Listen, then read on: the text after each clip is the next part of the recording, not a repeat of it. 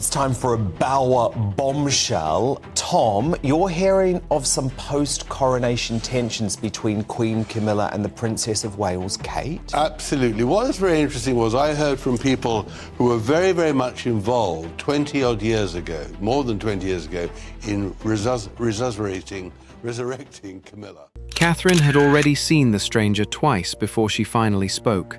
The second time, he was standing inside a restricted Balmoral briefing, close enough to hear matters that were never meant to travel beyond the approved circle. She watched him for several seconds. He did not belong there. Then his eyes met hers, and he looked away. William noticed the change in her expression before anyone else did. The prince leaned toward her, waiting for an explanation, but Catherine did not answer immediately. She kept watching the unfamiliar Aide near the rear of the room. Around the table, the briefing was moving forward, yet her attention had narrowed to one question: who had allowed him inside?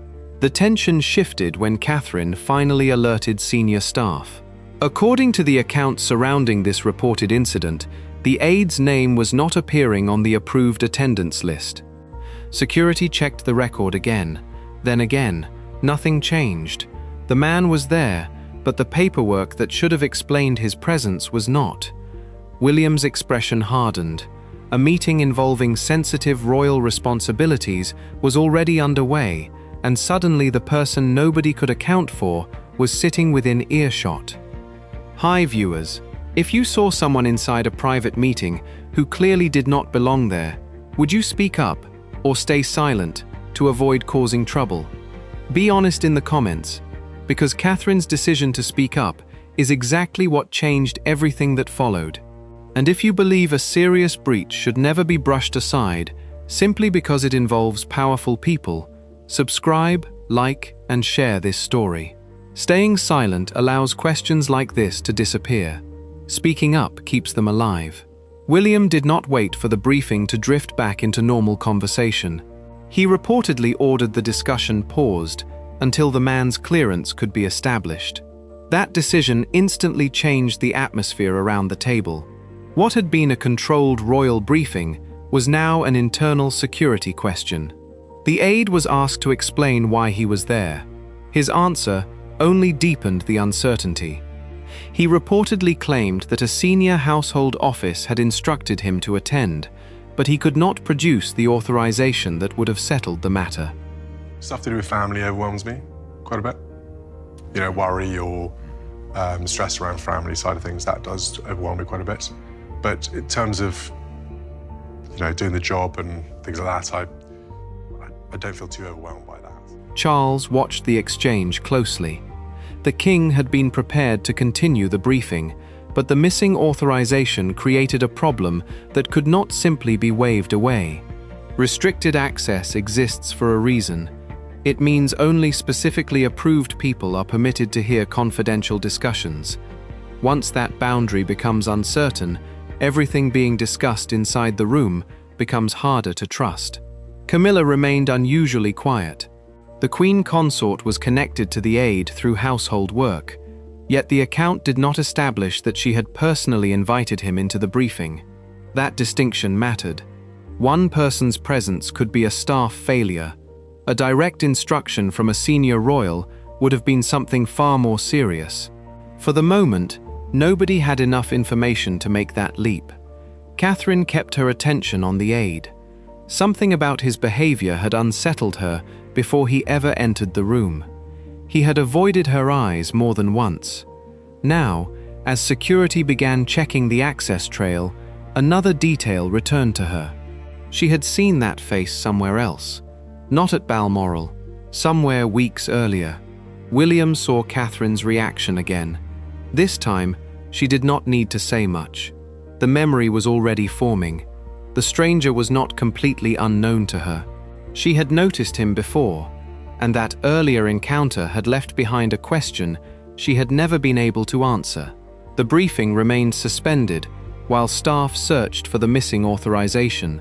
The longer the silence lasted, the harder it became to treat the incident as an ordinary scheduling mistake.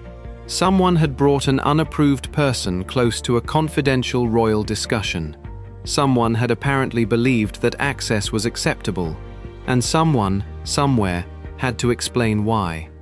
Camilla brought 20 Parker Bowleses to the coronation. There were 4 Middletons. All the people that helped Camilla get the crown on her head were excluded from that coronation, and they were furious. And not only that, Kate and William were angry too. Charles finally ordered the aide escorted from the room until the matter could be clarified. The door closed behind him, but the relief expected from his removal never came. Instead, the king turned toward the people still seated around the table. William remained beside Catherine. Camilla remained silent. The unanswered question had simply changed shape. The issue was no longer whether the aide belonged inside the room.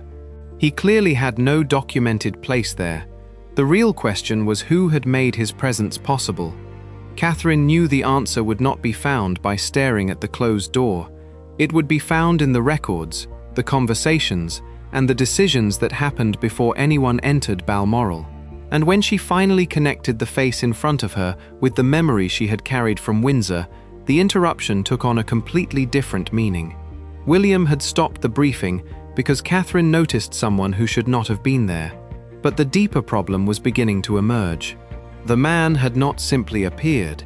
There was a trail behind him, and that trail was about to lead the royal household back to a moment that had happened weeks earlier, when Catherine had seen the same face and heard words that suddenly sounded very different. The room seemed to hold its breath as the staff member nearest the door checked the list again. Every approved name had a place. Every expected advisor had a reason for being there. The unfamiliar aide had neither. That absence mattered, because Balmoral was not being treated as an ordinary workplace in this account. The meeting was described as a private discussion, away from the constant movement and interruptions that surrounded royal duties elsewhere. A person appearing inside without a clear authorization therefore raised more than a question of etiquette.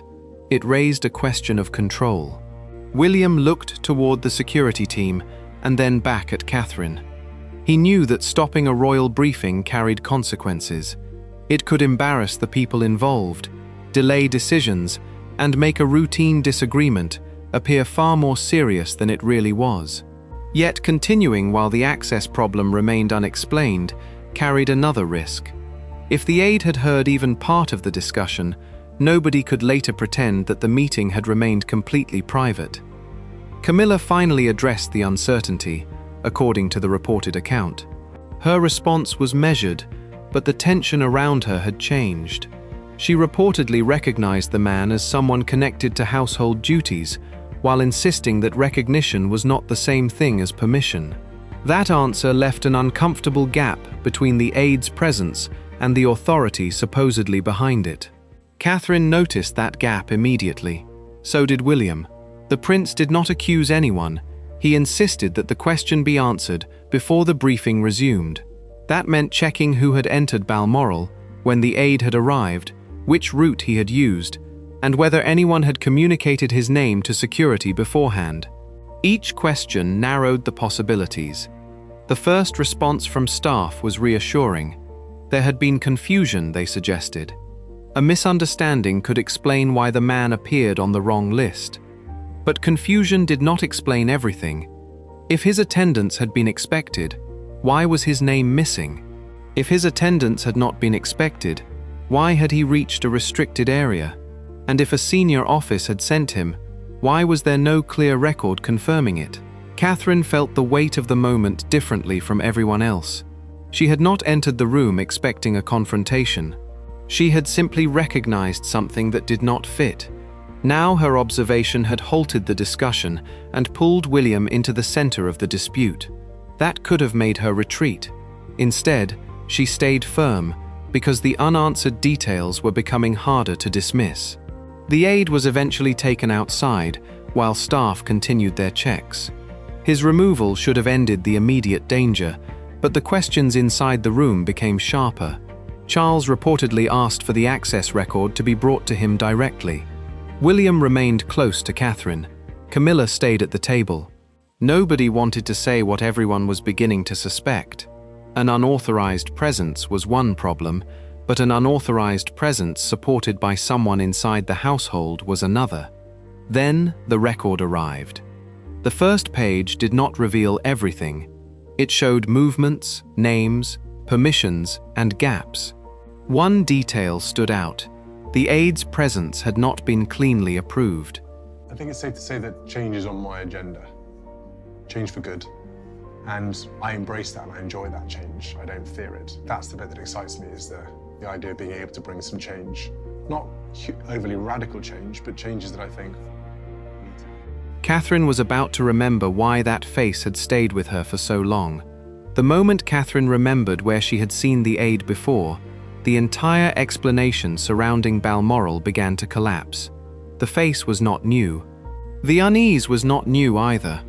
Weeks earlier, she had noticed the same man in a quieter part of Windsor, standing beside a senior member of Camilla's household and speaking with the confidence of someone who believed his presence there had already been arranged. At the time, it had seemed strange. Inside Balmoral, it suddenly seemed important. Catherine had left the earlier encounter without making an accusation. She had no reason to do so then. What she had witnessed was brief, and royal households are filled with people moving between offices, carrying messages, arranging schedules, and preparing events.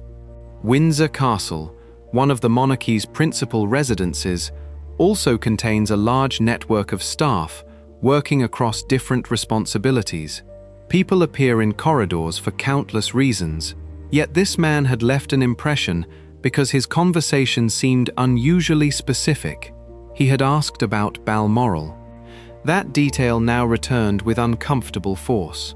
Catherine remembered walking through the corridor after a formal gathering, with William nearby, when she noticed the aide speaking quietly with a senior employee connected to Camilla. The conversation had not sounded like casual staff business.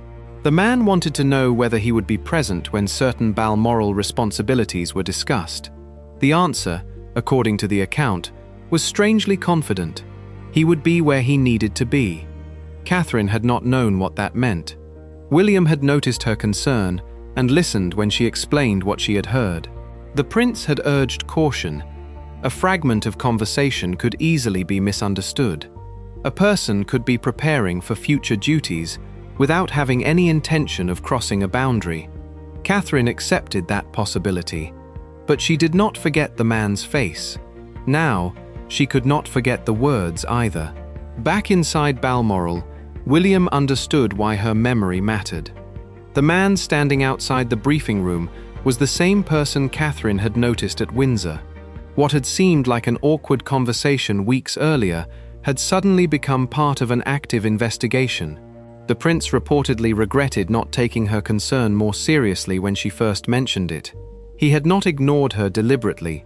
He had simply believed there was not enough evidence to justify a larger reaction. That calculation had changed. The access record requested by Charles offered the first serious crack in the aide's explanation. His name was not listed among the approved participants for the restricted briefing. More troubling, the account suggested that a request connected to his access had already been considered and rejected. Someone had decided that he should not enter, yet he had entered anyway. That was no longer a matter of confusion. It was a decision. The distinction mattered because restricted access is not merely a formality. It is the process used to determine exactly who is allowed into a confidential meeting and under whose authority. If a person's name is missing from that process, there should be a clear reason for their absence. If they enter anyway, someone must have created an exception, and exceptions inside a royal household can become dangerous when nobody admits making them. Catherine felt the pressure of that realization without celebrating it. She had wanted the briefing protected, not a family dispute. Her observation had already stopped a meeting involving Charles, William, Camilla, and senior advisors. Now it was forcing staff to revisit decisions made before anyone sat around that table. The princess understood that every answer would affect someone. William felt something similar. His decision to stop the briefing had been immediate because he could not accept an unexplained breach continuing while confidential matters were being discussed. But the discovery of the earlier Windsor encounter made the situation more personal. Catherine had noticed a warning before the rest of the household had recognized it. Camilla brought 20 Parker Bowleses to the coronation. There were 4 Middletons. All the people that helped Camilla get the crown on her head were excluded from that coronation, and they were furious. And not only that, Kate and William were angry too. Question became sharper. Who had known the Aide might be present? Camilla faced that question from a different position. The Queen Consort was connected to the staff member through her household, and that connection naturally drew attention toward her. Yet the available account did not establish that she had personally ordered the Aide into the briefing. That distinction had to remain clear. A staff member acting beyond authority was not automatically proof that the royal he worked for had instructed him. Camilla reportedly made that point firmly.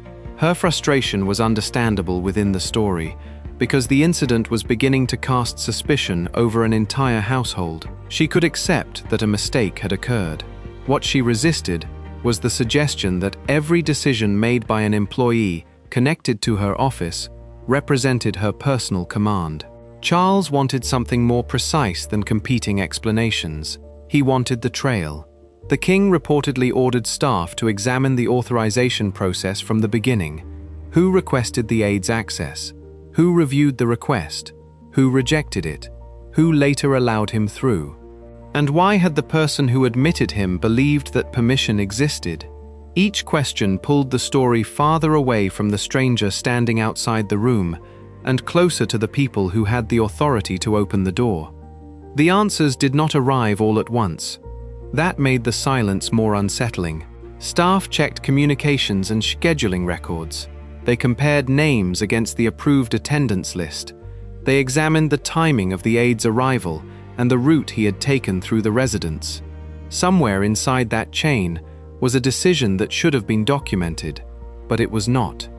The absence of a clean record became its own form of evidence. William remained beside Catherine while the review continued. He did not want the princess placed in the position of accusing anyone personally. Her role had been to identify something unusual. The responsibility for determining what happened belonged to the household officials and the king. Still, William could not ignore the larger implication.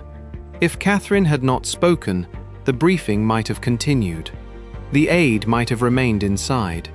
Sensitive information could have been heard by someone whose presence had not been properly approved. Nobody could say exactly what might have followed. That possibility weighed heavily.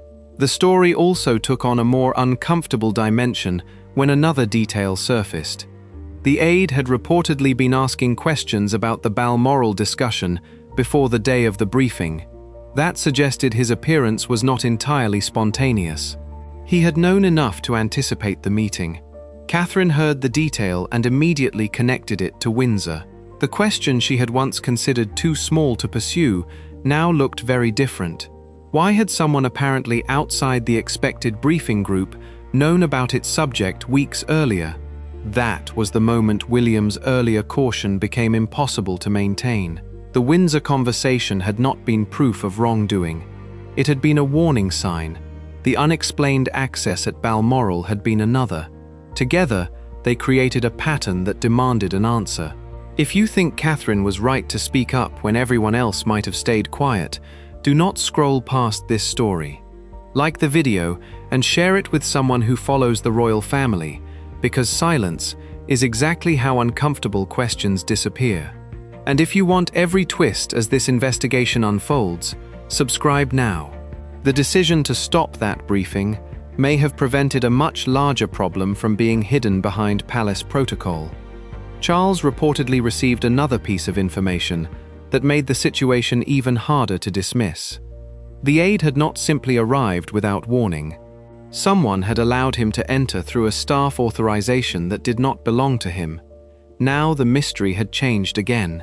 The stranger was no longer the central question. The central question was the person who opened the door, and that person was already inside the royal household.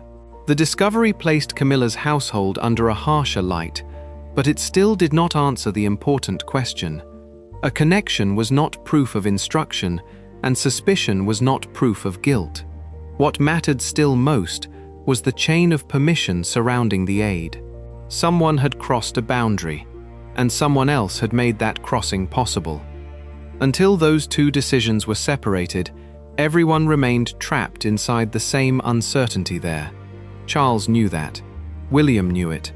And Catherine knew her first observation had opened a door nobody could now close. The name on the authorization record changed the mood inside Balmoral before anyone had finished reading the page. Catherine had already identified the aide. William had already stopped the briefing. Charles now had something more troubling than an unexplained face in his private meeting. He had a record suggesting that the man's access had been refused before someone found another way to bring him inside. Charles reportedly read the entry twice. The request had been considered and rejected. Yet later, another authorization appeared to have opened the path. That meant the aide had not simply wandered into the wrong room. Someone had made a decision after the original refusal. William understood the significance immediately. A restricted briefing depends on individual permission, meaning each approved person is supposed to have a clear reason and documented authority for being there. Without that protection, confidential discussions can become exposed to people who were never meant to hear them. The prince reportedly insisted that the briefing remain suspended until the chain of access could be explained. Catherine stayed quiet as the staff searched through the records. She had already done the one thing that mattered most. She had noticed what others had overlooked. Now the investigation had to determine whether her concern pointed to a simple administrative failure or something more deliberate. Camilla faced the growing attention with visible frustration. The Queen Consort reportedly argued that her household should not be treated as responsible for every action taken by an employee connected to it. Her position was clear. Knowing the aide did not mean authorizing him to enter a restricted briefing. That distinction became central because nobody had produced evidence showing that she personally instructed him to attend. Charles wanted the answer from the people who had handled the access request. The king reportedly summoned the senior staff member whose authorization had allowed the aide through. The employee entered, knowing that the atmosphere had changed. This was no longer a routine question about scheduling. The king wanted to know who had opened a door that another staff member had already been told to keep closed. The staff member reportedly explained that there had been confusion over the aide's role. The man was connected to household coordination, and his presence was supposedly intended to help him prepare for future responsibilities. On the surface, that explanation sounded reasonable. Royal households constantly coordinate schedules, duties, correspondence, and preparations. But Charles did not accept the explanation at face value. The king reportedly asked a simple question. If the aide needed to observe the briefing, why had his access request been rejected? The answer became less certain. The staff member reportedly said the earlier refusal had been based on the understanding that the aide did not need to attend personally. Later, that understanding had changed. Someone decided his presence would be useful. That person, however, had apparently failed to make the new decision clear through the normal authorization process. William heard the explanation without interrupting. He knew what the defense was trying to establish. It was being described as an administrative misunderstanding rather than a deliberate breach. But one fact continued to resist that explanation. The aide had already been told no. Catherine remembered the Windsor conversation again. The aide had spoken as though his future presence at Balmoral was already expected. At the time, she had wondered whether she had misunderstood him. Now the memory seemed more precise. He had not sounded uncertain, he had sounded prepared. That difference mattered. Camilla reportedly challenged the suggestion that her household had intentionally bypassed Charles's authority. The Queen Consort insisted that nobody should confuse informal coordination with permission to enter a confidential meeting. Her frustration was directed at the situation, but the room had already become sensitive to every word she used. Charles remained controlled. The monarch did not need anger to make the point. He reportedly asked whether he had personally approved the aide's presence. The answer was no. That single answer stripped away the safest explanation. If Charles had not approved the entry, and the approved attendance list did not contain the man's name, then the aide had entered through authority that did not belong to the person who used it. The room went quiet. William looked toward Catherine. She did not need to say anything. Her original concern had now been supported by something concrete. The question was no longer whether the aide seemed out of place. The question was why someone inside the system had decided the normal rules did not apply. The senior employee reportedly insisted there had been no intention to compromise the meeting. The aide was there to understand future coordination, not to gather sensitive information, but intent could not erase the breach. A person could enter without malicious motives and still violate a boundary that existed for a reason. Charles reportedly made that distinction unmistakable. Permission was not the same as assumption, trust was not the same as access, and familiarity was not the same as clearance. Those three distinctions became the center of the confrontation. The staff member had assumed that a connection to Camilla's household gave the aide enough standing to attend. Charles appeared to reject that logic completely. The Queen Consort now faced a difficult position. If she defended her staff too strongly, it could appear that she was minimizing the breach. If she condemned them too quickly, she risked accepting responsibility for a decision she had not made. She therefore reportedly maintained a careful position. The failure had happened within an office connected to her, but she had not ordered the aide into the room. Catherine understood the difference. She also understood why William had become so firm. The prince was not trying to prove that Camilla had planned anything. He was trying to prevent the briefing from continuing while the circumstances remained uncertain. That distinction would soon matter more than anyone expected, because another record had surfaced. The access trail reportedly showed that an employee had refused the aide earlier that same day. The refusal had been clear. The aide was not supposed to enter the restricted area. Yet later, someone had overridden that decision and allowed him through another route. This was the moment the explanation of simple confusion began to collapse. Someone had known the boundary existed. Someone had crossed it anyway, and someone had the authority to make that possible. Charles reportedly ordered the staff member to identify the person responsible for the override. The question was no longer about the aide's intentions, it was about the decision behind his entry. William remained silent as the answer was sought. Catherine watched the people around the table, realizing that the stranger who had first seemed like an awkward interruption had exposed a much deeper weakness. The household had rules, but someone had believed those rules could be bent. Camilla reportedly looked toward the staff member connected to her office. The Queen Consort now had her own question. If someone had acted in her name without her approval, who had given them the confidence to do it? No one answered immediately. The silence lasted long enough to become an answer of its own. Charles reportedly asked again who had authorized the override. This time, the staff member admitted that the decision had come from within the household structure surrounding Camilla's office. The admission did not prove that she had ordered it, but it placed her staff directly at the center of the breach. William knew the briefing could not resume. Catherine knew why she had spoken, and Charles knew the problem had become larger than one aide. The real danger was no longer standing outside the door. It was the possibility that someone inside the royal household had become comfortable treating permission as something that could be changed quietly. That was the point when the dispute stopped being about one man and became a test of authority itself. And once that possibility was spoken aloud, the atmosphere changed again. Camilla could no longer dismiss the matter as an employee's misunderstanding. William could no longer treat it as a minor access failure.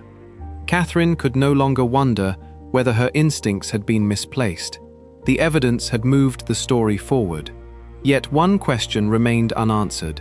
Had the staff member acted alone, Or had someone higher up quietly encouraged the exception? Charles was about to demand that answer personally. Charles did not raise his voice when he asked the staff member to explain the override. The question made the room more serious. Someone had changed a decision that was supposed to protect a restricted briefing, and the king wanted to know why. The staff member reportedly claimed that the change had been made because the aide was expected to assist with future coordination involving Camilla's household. The explanation sounded practical until William focused on the timing. If the aide's role had genuinely been approved, why had his original access been rejected? And why had the later permission not been recorded clearly enough for security to recognize it? William reportedly challenged the logic without accusing anyone personally. The prince understood that household coordination required flexibility, but flexibility could not mean allowing confidential access without proper authorization. The briefing had been stopped precisely because nobody could establish that authorization. She had no interest in turning her observation into a personal victory. Her concern had begun with one unfamiliar face. Now it had become a question about whether the rules protecting private royal discussions could be bypassed by people who believed they were acting for a legitimate purpose. Camilla felt the pressure building around her office. The Queen Consort reportedly insisted that she had not instructed the aide to attend the briefing. Her position was increasingly specific. She could accept that a staff failure had occurred, but she would not accept responsibility for an instruction she had never given. Charles reportedly asked the staff member directly whether Camilla had approved the aide's attendance. The employee hesitated. That hesitation changed the room. Nobody needed an explanation for what silence could mean in a moment like this. It did not prove that Camilla had authorized anything. It did, however, show that the staff member was struggling to provide a clean answer. William noticed the pause. Catherine noticed it too. Camilla reportedly reacted with frustration because the uncertainty was now being allowed to fall across her office. The Queen Consort reportedly stated that she recognized the aide but had never told him to enter the restricted meeting. Her explanation separated familiarity from permission, but the problem remained. If she had not authorized him, someone had apparently acted as though her household could authorize itself. William reportedly told the room that this was exactly why the briefing could not continue. The issue was not whether the aide had good intentions. The issue was whether the system still meant what it claimed to mean. A restricted meeting could not be restricted only when everyone agreed to respect the rules. That statement carried more weight than a simple disagreement. William was positioning himself against a culture of informal exceptions. As the future king, he could not afford to treat confidential access as something that depended on personal familiarity. Catherine understood the stakes. She had seen the same man at Windsor weeks earlier, asking about Balmoral responsibilities before the meeting had been widely known among staff. Now she was watching the consequences of that earlier conversation unfold in front of her. The memory no longer felt like an isolated curiosity. Charles reportedly ordered staff to trace every communication connected to the aide's access request. Messages, schedules, staff instructions, and approval records were examined. The purpose was simple: determine whether the override had been a spontaneous decision or part of a plan that had existed before the aide arrived. The search produced another uncomfortable detail. The aide had reportedly asked questions about the timing of the Balmoral briefing before his arrival. That meant someone had supplied him with information. It still did not prove who had done so, but it made the idea of a simple doorway mistake harder to defend. William's frustration deepened. The prince had initially urged Catherine to be cautious when she remembered the aide from Windsor. Now the earlier warning appeared connected to information that should have remained within a smaller circle. He reportedly admitted that he should have taken her concern more seriously. Catherine did not treat the admission as a victory. She reportedly reminded him that neither of them had enough evidence at Windsor to know what the conversation meant. What mattered now was finding out what had happened at Balmoral. Camilla faced another problem. Her staff were now under examination, and any attempt to defend them without acknowledging the breach could appear evasive. Yet blaming them personally for an instruction she had never given would also be unfair. She reportedly chose the narrower position. Her household had to answer for its internal decisions, but she had not ordered the aide into the room. Charles appeared to accept that distinction, while refusing to let it end the investigation. The king reportedly made clear that responsibility could not stop at the first employee, whose name appeared in a document. He wanted to know who had instructed that employee, what authority they believed they possessed, and why the original refusal had been overridden. The room grew quieter. Then another staff record reportedly arrived. It indicated that the aide had been refused entry earlier that same day by an employee who understood that the meeting was restricted. That refusal should have ended the matter. Instead, the aide later entered through another staff route. This was the moment the explanation of confusion became much harder to sustain. Someone had said no, someone else had effectively said yes, and the second decision had prevailed. William reportedly insisted that the briefing remain suspended. He understood the political and personal consequences of that choice. Continuing would have been easier. It would have allowed everyone to leave the room, believing the incident was simply an administrative mistake. But that would also have left the underlying weakness unresolved. Catherine watched the exchange with growing concern. She had spoken because something felt wrong, and now the evidence was showing that her instinct had been connected to a genuine failure of process. Still, she did not know whether the failure had been careless or deliberate. That uncertainty became the most dangerous part of the story. Camilla reportedly asked whether the investigation was now treating her household as guilty simply because the authorization had passed through people connected to her. Charles rejected the idea that suspicion should become a verdict. The king's concern was narrower and more serious. Whoever had used the household's authority to bypass the refusal had to be identified. The prince reportedly argued that protecting the integrity of the briefing mattered more than avoiding an uncomfortable confrontation. If the family wanted public confidence, the same principle had to exist privately. Rules could not be strict for outsiders and flexible for insiders. That point finally forced Charles to make a decision. The king reportedly ordered the briefing formally stopped for the remainder of the review. The planned discussion involving Camilla would not continue. Not until the access issue was settled, not until the authorization trail was understood, and not until Charles was satisfied that the person responsible for the override had been identified. Catherine felt relief, but not triumph. William remained firm. Camilla was visibly frustrated, yet she stayed in the room because the investigation now concerned the reputation of her household as much as the security of the meeting. The aide was gone. The briefing was stopped, but the confrontation had only reached its most sensitive stage. Because Charles now had to decide whether the breach represented one employee's poor judgment or a deeper failure inside the household itself.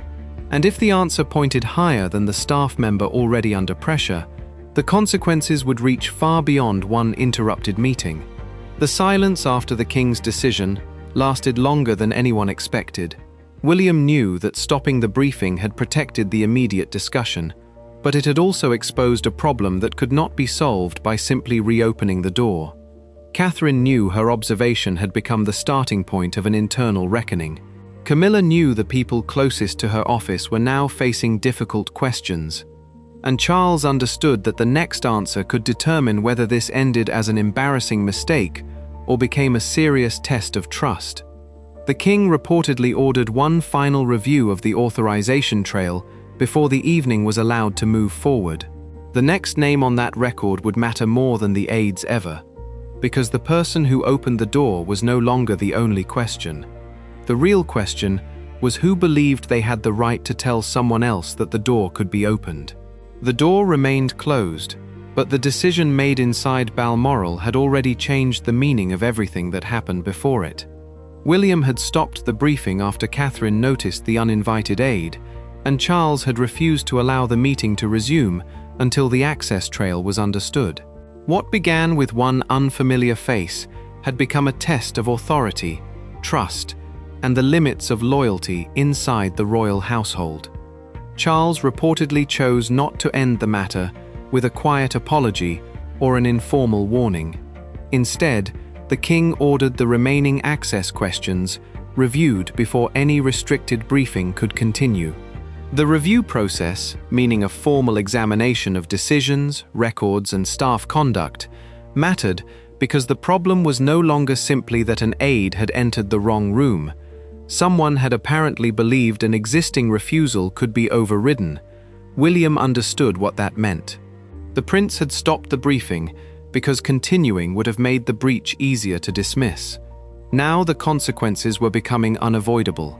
The aide would not return to restricted meetings while the matter remained unresolved, and the staff member, who had reportedly bypassed the original refusal, would face removal from confidential duties. Catherine felt little satisfaction from the outcome.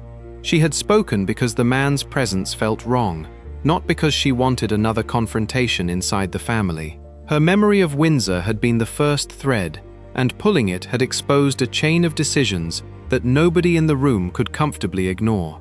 Camilla faced the hardest personal consequence.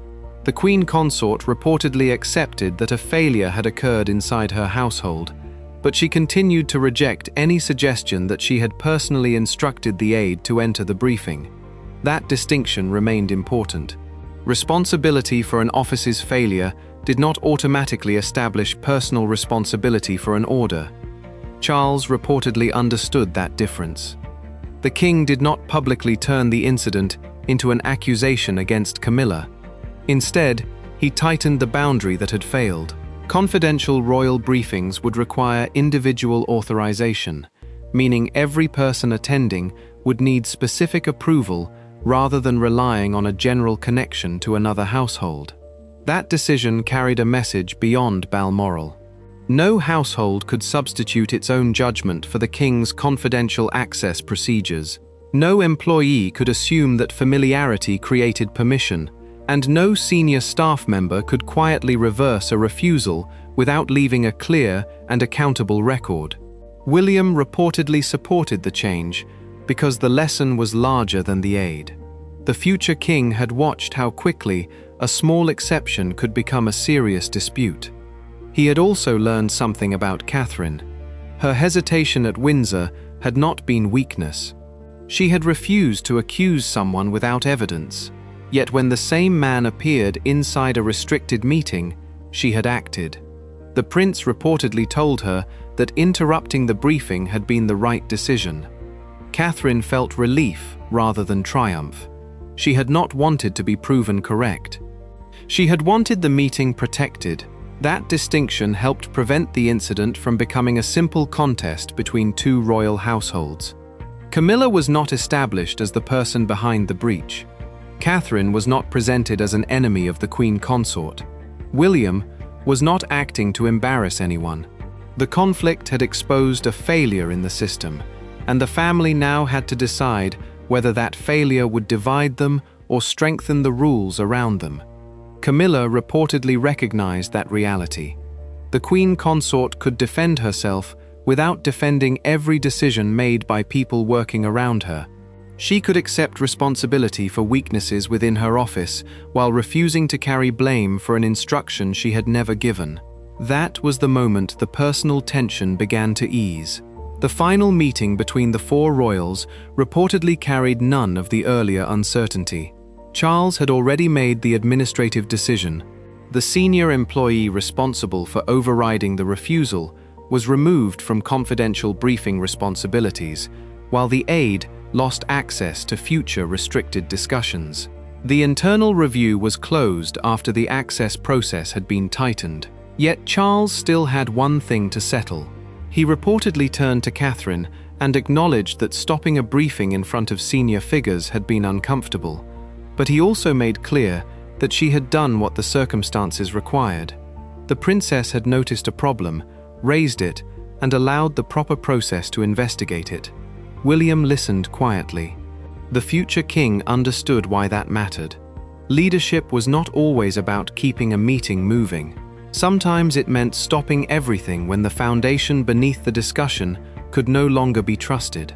Camilla reportedly accepted the outcome without pretending the experience had been easy. The Queen Consort had watched suspicion move toward her household, and she knew that rebuilding confidence would require more than a statement. It would require staff discipline, clearer boundaries, and a willingness to accept scrutiny without turning every question into a personal attack. The family therefore reached an uneasy but important understanding. The incident would not become a permanent feud. The households could remain distinct without becoming hostile. The boundary between cooperation and unauthorized access would be clearer than before. And then Charles returned to the room where it had started. The same Balmoral briefing room had been prepared again. This time, every authorized name had been checked. Every person at the table had a documented reason for being there. The door was closed only after the final verification had been completed. Catherine was present. William was present. Camilla was present. Charles looked around the table and waited. Nothing had to be explained. The monarch reportedly gave the simplest instruction of the entire affair. "Now we begin." That sentence carried more weight than an angry confrontation could have. The first briefing had stopped because one person did not belong in the room. The next could begin because everyone who remained understood why permission mattered. And that may have been the deepest consequence of the entire episode. The breach had not destroyed the household. It had exposed a weakness that had been easier to ignore while everything appeared orderly. Catherine's vigilance forced the weakness into the open. William's decision prevented the briefing from continuing under uncertainty. Camilla confronted the failure within her own household. Charles chose stronger boundaries instead of protecting appearances. The monarchy, in this account, survived the moment not by pretending nothing had happened, but by deciding that the same mistake would not be allowed to happen quietly again. That is why the closed door became a symbol. At first, it represented secrecy. Then it represented uncertainty. Finally, it represented a boundary that everyone understood. If you believe Catherine was right to speak when something felt wrong, this is the moment to make your voice count. Leave your opinion in the comments, like the video, and share it with someone who follows the royal family. If people stop asking questions because powerful households make those questions uncomfortable, the uncomfortable details disappear. A subscription may seem small, but it tells the channel that stories about accountability deserve to be heard. The aide was gone. The access rules were changed. The staff decision had consequences. The briefing could finally continue. But the most important question was never who entered Balmoral. It was whether anyone would have stopped the meeting if Catherine had remained silent. In the end, William did. And Charles drew the boundary that should have existed from the beginning. The first briefing ended because one person did not belong in the room. The next began because everyone who remained finally understood exactly why they did. What happened beyond that door became a lesson in trust. Catherine noticed. William acted. Camilla faced the consequences surrounding her household. Charles strengthened the rules. None of them could erase the uncomfortable moment, but they could decide what happened after it. The door closed again. This time, nobody inside needed to wonder who had the right to be there, and that was the real ending. Thanks for watching. Please don't forget to like and subscribe, and we will see you in the next one.